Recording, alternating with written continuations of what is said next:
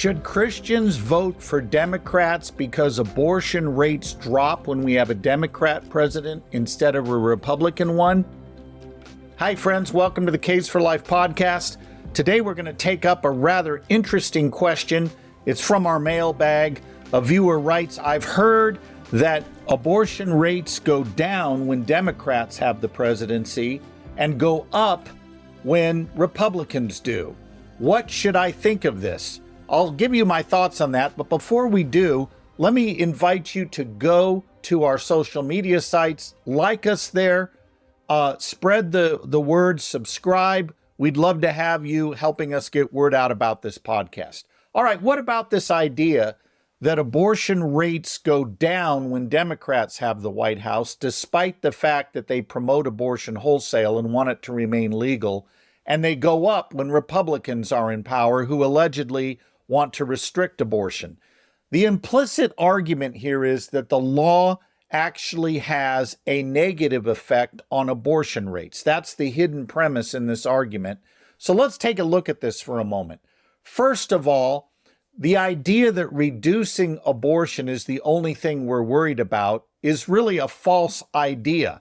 The pro-life view is not only that we should reduce abortion, though we rejoice whenever that happens.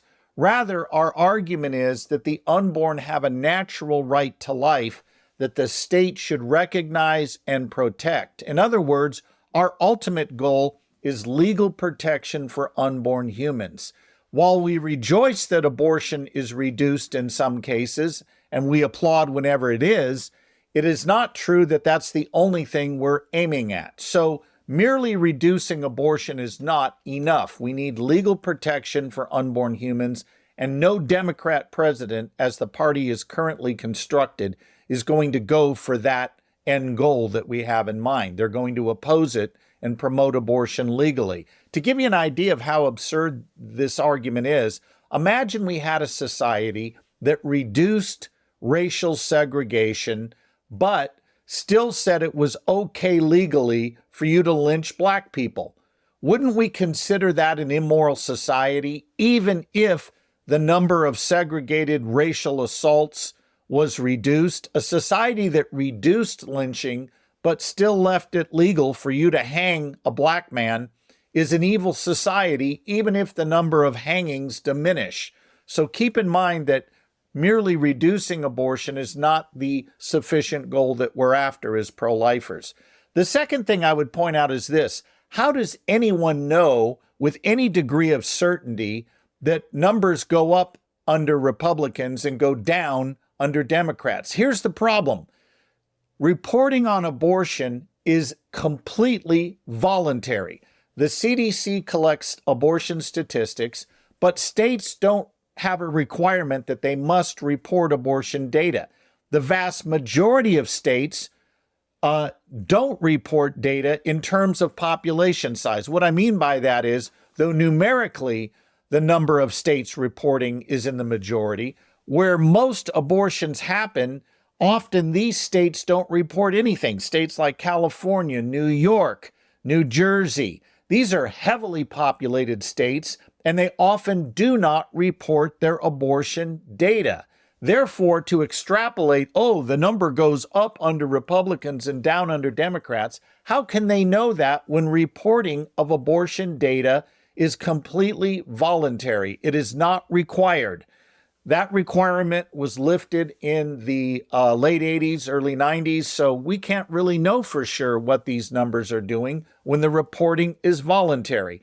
The other thing I would point out is every time I've heard someone say that the numbers go up under Republicans and go down under Democrats, I say, how far are you going back in your survey?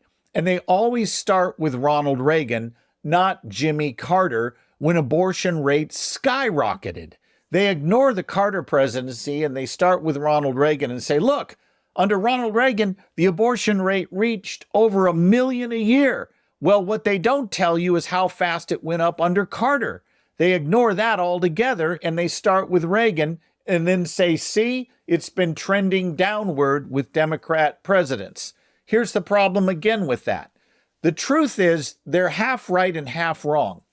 It's true abortion rates have dropped, but they've dropped under every president since the late 1980s. There's been a steady decline across the country, just going on the reported data, which I admit is not the full picture of what we're getting. Nevertheless, even with the reported data, the rates have dropped. And we've seen this whether it's a Democrat or a Republican.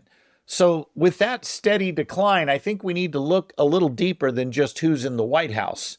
I would also point out that people today are saying, look, since the Dobbs decision, abortion has gone up in this country. There are more abortions.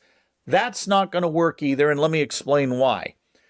Abortion rates have indeed gone up dramatically in states that are promoting abortion and promoting themselves as abortion tourism states.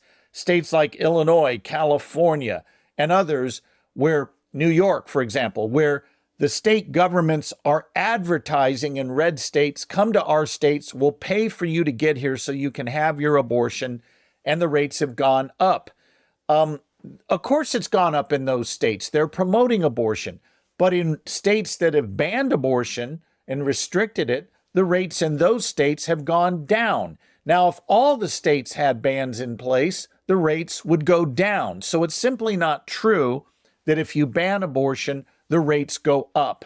And if you make it legal, they are reduced. That is not a credible argument at all. And it's not true post-Dobbs. It wasn't true post-Roe.